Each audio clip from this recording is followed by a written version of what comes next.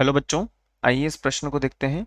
प्रश्न में हमसे पूछा गया है कि EH यहाँ पर एक तत्व है कि बंध वियोजन एंथैल्पी नीचे दी गई है। इनमें से कौन सा यौगिक प्रबलतम अपचयन कर्मक होगा।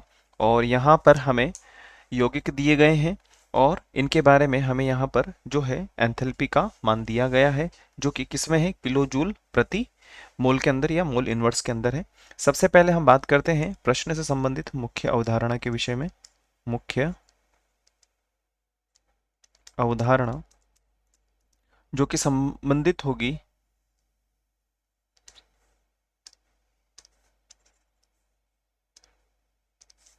बंध वियोजन एंथैल्पी से।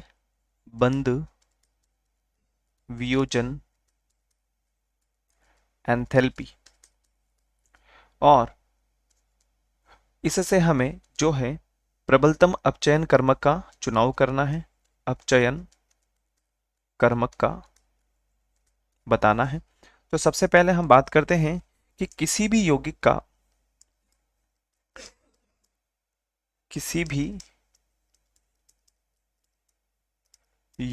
का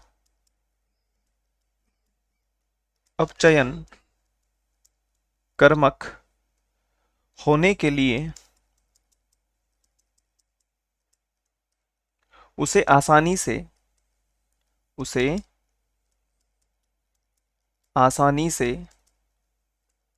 हाइड्रोजन का दान करना पड़ेगा। दान करना पड़ेगा। यदि वो हाइड्रोजन का आसानी से दान कर देता है तो वो अपना क्या बना पाएगा, अपचयन कर्मक आसानी से बना लेगा। तो हम यहां पर लिख सकते हैं कि अतः EH, अर्थात यहां पे जो हमें E क्या दिया हुआ है, कोई भी तत्व E तत्व से संबंधित है, तो हम लिख सकते हैं कि EH की जो बंध वियोजन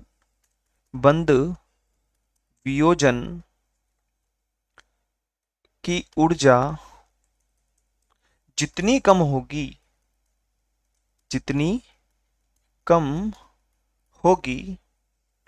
उतनी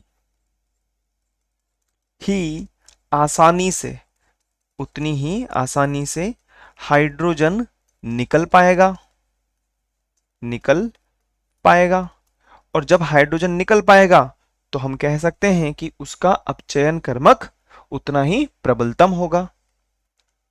तो ये किसको बताएगा, प्रबलतम अपचयन कर्मक को बताएगा। अब हम बात करते हैं प्रश्न में दिए गए मानों के बारे में। एक बार हम समझ लेते हैं।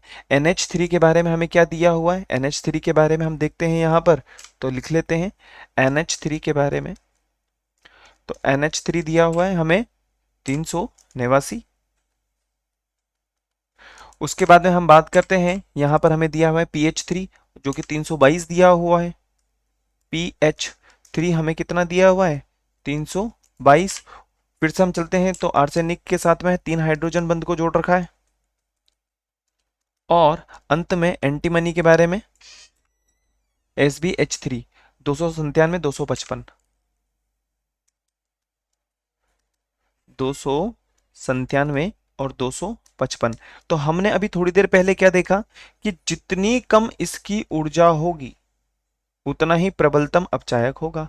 अर्थात विकल्प में हम बात करते हैं तो विकल्प की यदि हम बात करें तो SbH3 हमारा सही और वांछित उत्तर होगा, क्योंकि यहां पर इसका एंथैल्पी का मान सबसे कम है जो कि प्रबलतम अपचयन कर्मक के लिए जिम्मेदार होगा। तो हम लिख सकते हैं कि विकल्प डी हमारा सही उत्तर होगा। आशा है आप इसे अच्छी तरह समझ गए होंगे। धन्यवाद।